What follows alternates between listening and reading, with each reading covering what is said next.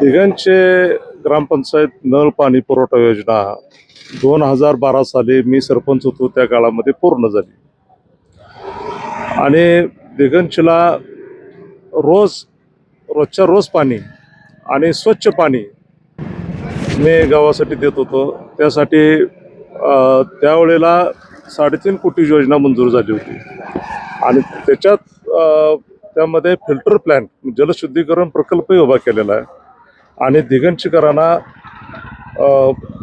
कायमस्वरूपी शुद्ध पाणी मिळत होतं. एक फिल्टर नव्हता तरी त्याच्या आधी सुद्धा पाणी शुद्ध मिळत होतं. मग अगोदर जे पाणी मिळत होतं ते पाणी विहिरीतलं होतं की तलावातलं होतं?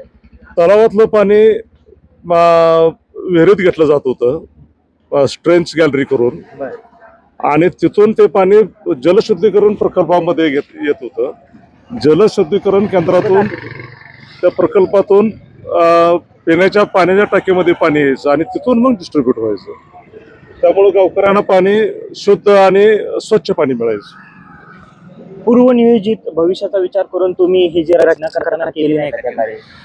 या योजनेचं 2035 सालापर्यंतचं नियोजन केलेलं आहे आणि 2035 सालाचं नियोजन करून लोकसंख्येच्या प्रमाणामध्ये त्या ठिकाणी कॅल्क्युलेशन करून ही योजना पूर्ण क्षमतेनं चालू आहे आणि केलेली आहे. त्यावेळेला आता तुमचं काय 10 वर्ष आता तुमच्याकडे सत्ता नाही. या 10 वर्षामध्ये ही योजना पुन्हा सक्षम करण्यासाठी इथल्या सत्ताधाऱ्यांच्याकडून काय प्रयत्न झाले का?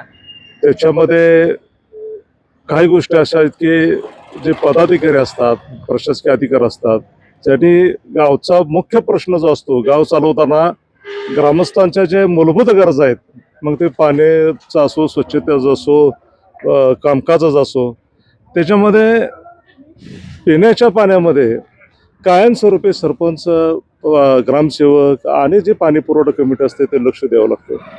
त्याच्यामध्ये काही वेगवेगळे जे त्यांना शुद्धीकरणासाठी लागणारे वस्तू घ्यावं लागतात. त्याच्यामध्ये टीसीएल पावडर असते, त्याच्यानंतर जे सँड आपण वाळू म्हणतो ते बदलणं गरजेचं असतं आणि वेळेवरती ते पाणी शुद्ध होऊन टाकीमध्ये आलं पाहिजे, पिण्याच्या पाण्याच्या टाकीमध्ये. त्यासाठी सतर्क राहावं लागतं आणि त्याच्यासाठी खर्च होत असतो. तो खर्च पाणी पट्टीच्या माध्यमातून जे ग्राम पाणी पुरवठा निधी जो असतो त्याच्यामध्ये जमा होतो आणि त्यातून ते खर्च केले जातो. परंतु या पाणी पुरवठ्याच्या अकाउंटवरून जे टीसीएलसाठी खर्च लागतो किंवा जे लागलेले जे पावडर आणावं लागते किंवा सँड आणावं लागते किंवा आणखीन काही खर्च असतो, तो खर्च कागदोपत्री दाखवला जातो आणि प्रत्यक्षामध्ये त्या पैशाचा आभार केलेला आहे आणि तो आभार केलेले कागदपत्र सुद्धा आम्ही जिल्हा परिषदच्या सीओना ते कागदपत्र दिली.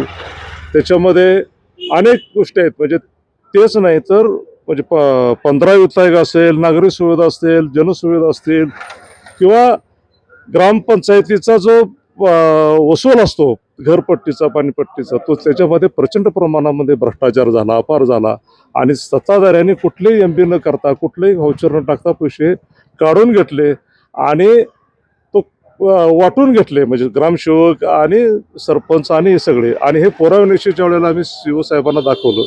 त्यावेळेला सीओ साहेबांनी सरपंचांना एक नोटीस पाठवलं की तुम्हाला पदावरून का काढण्यात येऊ नये आणि ग्रामसेवक जे 2 होते ह्या कालावधीमध्ये, ते 2 ग्रामसेवक ते निलंबित झाले. त्याच्यामध्ये आतापर्यंत ह्या 5 वर्षामध्ये 4 ग्रामसेवक निलंबित झाले.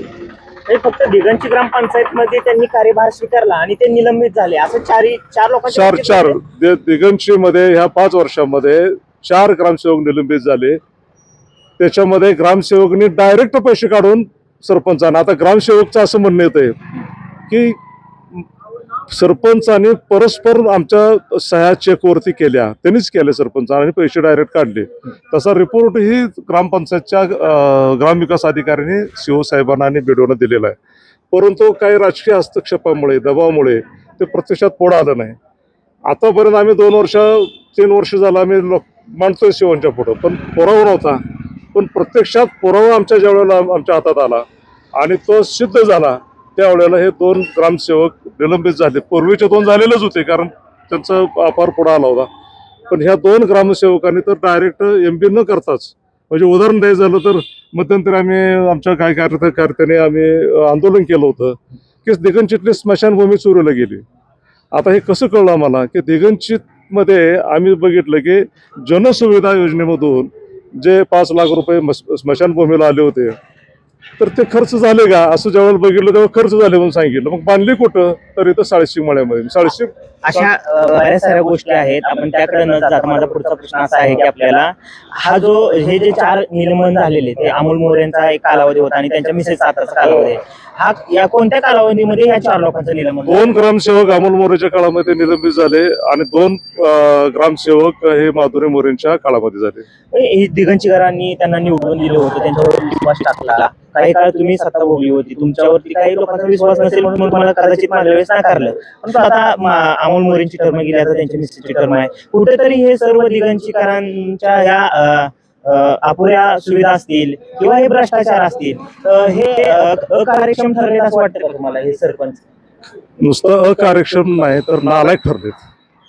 कारण नालायकपणाचा कळच झालाय की गावासाठी येणारा पैसा, शासनाचा पैसा, जनतेचा पैसा हे हडप करणं म्हणजे हे महापाप आहे आणि हे महापाप ह्या महामूर्खांनी केलेलं आहे. मला सांगा, आताच एक आपला कार्यकर्ता बोलता बोलता बोलून गेला की आता येणारं जे आरक्षण पडलेलं आहे ते आरक्षण हे ओबीसीचं असल्यामुळं कदाचित हे प्रकार चालू आहेत असा सुद्धा त्यांनी आरोप केला. हे असंच पुढे होऊ शकतं असं वाटतंय तुम्हाला?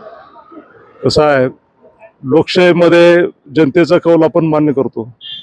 लोकशाही पद्धतीनं चालणारे आम्ही सगळे लोक आहेत. पण काही गोष्टी अशा असतात की राजकारणाच्या अँगलमधून बघितल्या जातात. पण मला असं वाटतं की लोक आता दिगंचीचे खूप शहाणे झालेले आहेत. लोकांना कळायला लागले की ह्या महामूर्खांच्या हातात कारभार दिला आणि दिगंचीकरांचं वाटोळं झालं. ही चूक झाली ही आता पुन्हा एकदा लोकांच्या लक्षात आले. त्यामुळे ह्या चुकीच्या लोकांना आता पुन्हा दिगंची ग्रामपंचायतमध्ये स्थान नाही हे मी खात्रीशीर सांगतो. आता आरक्षण तर पुढचं जाहीर झालेलं ओबीसी आरक्षण पडले, कदाचित उभे राहतील ना राहतील, परंतु भाजप विरुद्ध शिवसेना असा उद्या संघर्ष झाला तर या दिगंचीकरांना तुम्ही आमच्या माध्यमातून काय आश्वासित करा? दिगंचीच्या नागरिकांना यापूर्वी आमचं काम माहीत आहे. माझे वडील 30 वर्ष सरपंच होते, मी 20 वर्ष सरपंच होतो. गावकऱ्यांना कधीही त्रास नव्हता, कसलाही त्रास नव्हता. पिण्याचे पाणी असेल, स्वच्छतेचं असेल, कागदपत्रांचं असेल, नोंदीचं असेल, सगळं. पण आताच्या परिस्थितीमध्ये एवढा त्रास आहे की एखादा दाखला जरी मागायला गेला रहिवाशीचा किंवा एखादी नोंद करायला गेला तर त्याचे पैसे घेतल्याशिवाय नोंद होत नाही. आणखीन एक कार्यकर्ता मगाशी बोलून गेला की मला मत दिलं नाही म्हणून मी तुला कागदपत्र देणार नाही. अशा काही गोष्टी घडतात काय ग्रामपंचायत? प्रत्यक्ष घडलेल्या त्या संदर्भात तक्रारी पंचायत समितीला दिलेल्या आहेत. ही वस्तुस्थिती खरं आहे. म्हणजे एकदा निवडून आलेला सरपंच हा संपूर्ण गावाचा असतो की पारकाचा असतो, यातून काय तुम्हाला साध्य करायचं आहे? मुळात असं आहे की ह्या गोष्टीचं त्या लोकांना गांभीर्यच नाही. त्यांना आपण गावाचे सरपंच आहोत हे त्यांना माहीत नाही. ते फक्त एका गटाचे एका पार्टीचे म्हणून काम करतात. त्याच्यामुळे गावाला संपूर्ण गावाला नाहक त्रासाला सामोरं. काय सांगाल, आज दिगंची मध्ये भारतीय जनता पार्टीच्या वतीने अशुद्ध जो पाणी पुरवठा दिगंची मध्ये होतो या अनुषंगाने आज त्या पाण्याचा अभिषेक घालून आज ग्रामपंचायतचा निषेध करण्यात आलेला आहे. याबद्दल तुमच्या काय भावना आहे? हो, आज मला पण समजलं की आंदोलन झालेलं आहे भाजपचं आणि मोठ्या प्रमाणात झाले, चेंगराचेंगरी झालेली असं आपल्या माध्यमातून मला कळालेलं आहे. थोड्यापूर्वी पत्रकार बंधूंनो मी सांगतो, पाणी खराब येत होतं तर येत होतं. मी काय ते नाही येत ना, हे पाणी खराब येत नव्हतं असं काय मी म्हणत नाही. त्याला टेक्निकल कारण होतं की मध्ये एक मोठा पाऊस पडला. त्या पावसाच्या वेळी विहिरीच्या कडेचं कठडं तुटलं होतं आणि पावसाचं जे पाणी होतं साठलेलं ते त्या विहिरीत मिक्स झालं आणि ते काढायला एक 8-10 दिवस वेळ गेला.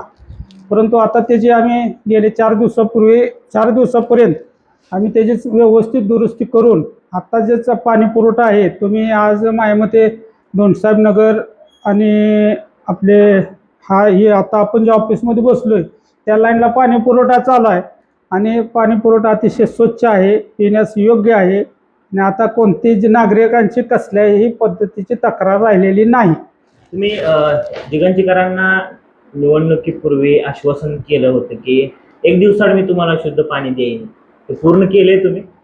1 दिवसाआडचं आमचं आश्वासन अजून पूर्ण झालं नाही, परंतु त्याच्यावर होणार आहे? सत्ता संपत नाही संपणार नाही. सत्ता संपायच्या आधी आम्ही ते आमचे प्रयत्न चालू आहे ते आणि आम्ही ते पूर्ण करणार. त्याला सुद्धा पत्रकार एक टेक्निकल प्रॉब्लेम आहे की 2007ला ही स्कीम झालेली आहे. दिगंची गावामध्ये पाणी पुरवठा मानसी शासन ठरवतं मानसी पाणी किती लागतं या गावाला. 2011च्या जनगणनेनुसार त्या गावाला किती पाणी लागतं हे शासनानं ठरवलंय आणि त्या शासनानं ठरवल्यामुळं 2007ला एक स्कीम केलेली आहे शासनानं. त्या स्कीमची मर्यादा 2037 पर्यंत आहे.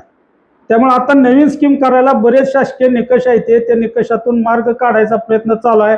आम्ही वारंवार त्यासाठी आमदार आमचे सुहासभाई असतील, अध्यक्ष असतील यांच्याकडे आमचा पाठपुरवठा चालू आहे. मध्ये आम्ही एक स्कीम मंजूर केली होती, ती वाड्यावस्त्यांसाठी होती. वाड्यावस्त्यांसाठी मंजूर केली. आमचा प्रयत्न होता की मागून एक स्कीम मंजूर करावी, पण शासनानं हा निकष आम्हाला सांगितला की तुमची इथं ऑलरेडी एक स्कीम झालेली आहे आणि आता तुम्हाला लगेच ती स्कीम देता येत नाही. मग आम्ही त्यावेळी ती वाड्यावस्त्यांना पाणी देण्यासाठी स्कीम आम्ही पूर्ण केलेली आहे. येत्या काही काळामध्ये नवीन एक योजना आम्ही दिगंची निंबाळकर तलावातून आणून ही 1 दिवस आड पाणी द्यायचं जे गावाला आम्ही वचन दिलं होतं त्याच्यावर आमचं काम चालू आहे आणि आम्ही ते पूर्ण करणार. कधी पूर्ण करणार आहेत? आता 2 वर्ष राहिले, 2 वर्षामध्ये होणार. 2 वर्षामध्ये आम्ही ते पूर्ण करायचा पूर्ण प्रयत्न करणार आहे. त्यासाठी प्रयत्न चालू आहे. आमच्या राजकीय जे आम्ही काय वचनं दिली होती त्या वचनामध्ये आमचं एवढे एकच काम बाकी राहिले की 1 दिवस आड गावाला पाणी पुरवठा करायचा. पण मी तुम्हाला सांगतो पत्रकार की आम्ही जेव्हा सत्तेवर आलतो त्यावेळी गावात 30 लाईनी होत्या. म्हणजे गाव फक्त 2.5 वार्डासाठी पाणी पित होतं. 1 नंबर वार्डाचा काही भाग, यमाई नगरच्या भागात काही ठिकाणी पाणी होतं, 3 नंबर वार्डात पाणी होतं, 4 नंबर होतं, 5 मध्ये होतं. आज आमच्या काळामध्ये तुम्ही 1 नंबर वार्डामध्ये 75% ठिकाणी आम्ही पाणी दिले. 2 नंबर वार्डामध्ये मधुकर मोरे चेअरमन असतील, नळमाळा असतील, नळमाळ्यात 6 लाईनी वाढवल्या. त्या लिंगोरी रोड असेल, आम्ही लाईनी वाढवल्या. आज 76 लाईनी आहेत. त्या 76 लाईनी असून सुद्धा आमचा 4थ्या ते 5व्या दिवशीच पाणी पुरवठा आहे. आम्ही असं काय 10, 12, 15 दिवसावर पाणी पुरवठा नेलेला नाही. काही एका दिवशी लाईटीचा प्रॉब्लेम झाला तरी 4, 5, 6 दिवसावर जातो, परंतु 3ऱ्या 4थ्या दिवशी पाणी द्यायचा आमचा पूर्ण प्रयत्न आहे. सगळे ग्रामपंचायत त्यासाठी काम करते आणि आम्ही त्यासाठी कटिबद्ध आहे. 8 वर्षामध्ये तुम्ही दिगंचीकरांना शुद्ध पाणी देऊ शकला नाही, हे तुमचं अपयश आहे? माझा अपयश नाही, जुन्या सत्ताधाऱ्यांचा अपयश आहे. तुम्हाला सांगतो या गावाला ते सांगतो 2007ला स्कीम चालू झालेली आहे, स्कीम संपलेली आहे. त्यावेळी जे फिल्टर आहे तो फिल्टर अर्धवट अवस्थेत आहे. त्याचं बिल काढलेलं आहे, त्याच्यावर आता शासन खर्च टाकू शकत नाही आणि 1 दिवस सुद्धा फिल्टर चाललेला नाही. तो फिल्टर बसवताना चुकीचा बसवला आहे. फिल्टर जर चालू केला तर आता 100%तलं 40% पाणी वेस्टेज टाकावं लागते, ध्यानात ठेवा. आता 100% पाणी येऊन सुद्धा गावाला 4थ्या 5व्या दिवशी पाणी आहे. त्यातलं शुद्ध करून जर 40% पाणी बाहेर आपण फेकलं तर गावाला पाणीच लवकर देऊ शकणार नाही. हे आमचं अपयश नाही, आम्ही अजून सत्तेत आहे. ती स्कीम आम्ही करणार आहे. गावाला शुद्ध आणि फिल्टर बसून 1 दिवस आड पाणी द्यायचा आमचा शब्द आहे, तो आम्ही पूर्ण करणार आहे. हे विरोधकांचा अपयश आहे. आणि आज जो त्याने अभिषेक घातलाय हा अभिषेक त्यांनी 2017ला सत्तेवरनं गेल्या घालायला पाहिजे होता. एवढी पाप आहे त्यांची. गावाला जी पाण्याची अपघात चालू आहे ही पाप आहे त्यांचं. मग एवढी मोठी स्कीम 2007ला 3.5 कोटीची स्कीम केली आहे, 50 लाखात स्कीम केली आहे, 3 कोटी आणले ती त्यावेळी. अजिबात गावाचा विचार केला नाही. बिडाच्या पायपा टाकले, त्या बिडाच्या पायपा गांजलेल्या आहेत. मी सत्तेवर आल्यानंतर बिडाच्या पायपा काढलेल्या आहेत. बिडाच्या पायपाचे फोटो व्हिडिओ सुद्धा माझ्याकडे आहेत. 8 वर्षाच्या कार्यकाळामध्ये 4 ग्रामविकास अधिकाऱ्यांना निलंबित करण्यात आलंय, असाही त्यांचा एक आरोप आहे. हे केवळ तुम्ही केलेला भ्रष्टाचाराचा आरोप आहे? मला एक प्रमाण दाखवा की भ्रष्टाचारासाठी कुठला ग्रामसेवक निलंबित झाला. तुम्हाला मी सांगतो 4 लोक निलंबित झाले नाहीत, ही सुद्धा चुकीची माहिती तुम्हाला दिली. 2 ग्रामसेवक निलंबित झालेत. एक हरिभाऊ जाधव. तुमच्याच काळात झालेत? हा, आमच्याच काळात झालेत. काय कारण आहेत? अनियमितता. ग्रामसेवक जर सीओला त्यांच्या मुख्य अधिकारीची जी त्यांची कमिटी आहे त्यांना जर रिपोर्ट करत नसतील, अनियमितता असेल तर त्यांना सस्पेंड करायचा अधिकार आहे त्यांना. कुठेही मला दाखवा, एक पत्र दाखवा की भ्रष्टाचारासाठी आमचे ग्रामसेवक निलंबित झाले. भ्रष्टाचारासाठी ग्रामसेवक निलंबित झाले नाहीत. खोटा प्रोपोगंडा पसरला जातोय. आज सुद्धा पेपरची बातमी तुम्ही वाचली, तरुण वाचलं काहीतरी बातमी आहे, तुम्ही आजची बातमी अनियमिततेसाठी झाली. वारंवार तुमच्यावर ते दिगंची ग्रामपंचायत सिद्ध करा ना, सिद्ध करा म्हणतोय ना. 8 वर्ष झालं मी सत्तेवर आहे. हेच त्यांचा कालवा करायचा एक पद्धतच आहे. त्यांचे बगल बच्चे एक 10-12 एवढा एकच कालवा केला उद्याचं जातो. पडलेलं आरक्षण हे ओबीसी असल्या कारणानं यांना कुठलीही कामं करायची नाहीत, यांना फक्त सत्ता रेटून न्यायचे असे तुमच्यावर आरोप झालेत आज. म्हणजे जे उद्याचं पडलेलं आरक्षण आहे ग्रामपंचायतचं ते ओबीसीच ओबीसी मध्ये सुद्धा आम्ही उमेदवार आमची पार्टी उभा करणार आहे, आम्ही ती निवडून आणणार आहे, सत्तेत येणारच आहे ना. आम्ही काय सत्ता सोडणार आहे का? सत्तेत येणारच आहे आम्ही. लोकांच्या आशीर्वादानं पुन्हा एकदा सत्तेत येणार आहे. यांच्या कालव्यानं काय फरक पडणार नाही. दिगंचीकर तुम्हाला उद्या भविष्यात संधी देते देणार 100% द्यावं. का द्यावी विश्वास दिगंचीकरांनी संधी? का देऊ नये? दिगंचित आज तुम्ही टेंबूचं पाणी आणण्याचं काम आमच्या कार्यकाळात दिलेली का वचनं आहे ती पूर्ण केली नाही, पूर्ण का संधी केले. देते? सांगा की तुम्ही कुठलं आमचं एक पाण्याचं एक दिवस आड पाण्याचं जर सोडलं तुम्ही सांगा. दिगंचित आम्ही 70% गटारी भुयारी केली, 30% गटर राहिले तर ते सुद्धा भुयारी करणार. 50-60-40-50 वर्षाचा प्रश्न आम्ही रस्त्याचा आमच्या कार्यकाळात हे सगळे आमचे बांधव तिथले उपोषणाला बसले, पण ग्रामपंचायतनं पुढाकार घेऊनच तो प्रश्न मिटवला आहे. असे बरेच प्रश्न आम्ही आमच्या कार्यकाळात मिटवलेत. आणि आम्हाला सांग आता गेलेली पंचायत समिती इलेक्शन बघा, गावकऱ्यांनी सगळे एकूण सुद्धा संधी आम्हालाच दिल्या, कौल आमच्या बाजूनच दिलेला आहे. इथला जिल्हा परिषद सदस्य तुमचा, इथले आमदार तुमचे, जिल्ह्यातली सत्ता पण तुम्ही, भारतीय जनता पार्टी आणि शिवसेनेसोबत आहात.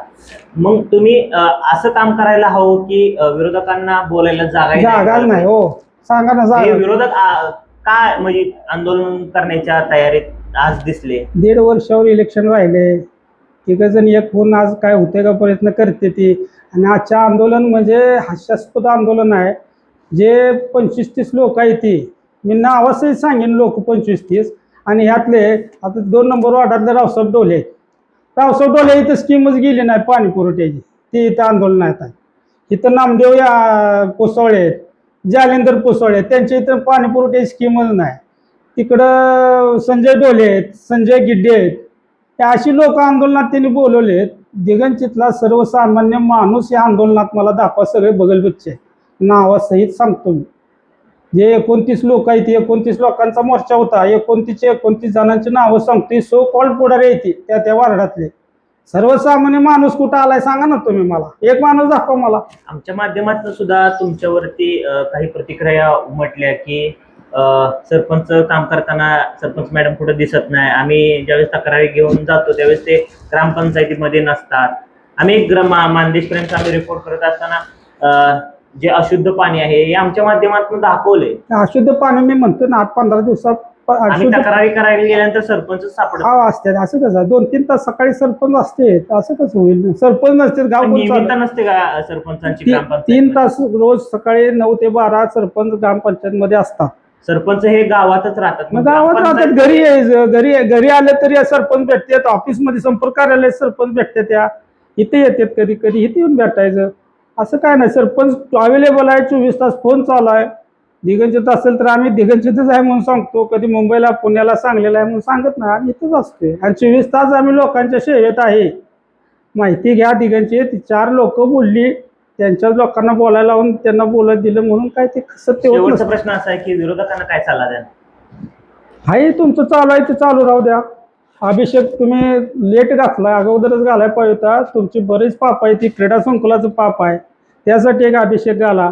ती पाणी पुरवठ्याचं एक पाप आहे, त्यासाठी अभिषेक घाला. हे दलित वस्तीचा एक रस्ता खाल्ला, आम्ही केलं नाही म्हणून तुम्ही करत नाही. आम्ही करतोय, आमचं चालू आहे. आता टेंडर केले आम्ही, बरं. क्रीडा संकुलाचं लेवलिंगचं टेंडर प्रोसिजर मध्ये आहे, लक्षात घ्या. आमचे जे प्रयत्न आहेत ते चालूच आहेत. क्रीडा संकुलाचं आता टेंडर प्रोसिजरला आहे. पाणी पुरवठ्याची स्कीम आता येणाऱ्या ह्याच्यामध्ये 1-2 महिन्यामध्ये आम्ही नवीन एक योजना मंजूर करतोय आणि त्यासाठी येणाऱ्या 1.5 वर्षामध्ये पूर्ण करून गावाला दिलेले शब्द आम्ही पाळणार आहे. त्यात काय आम्ही मागं पडलेलो नाही.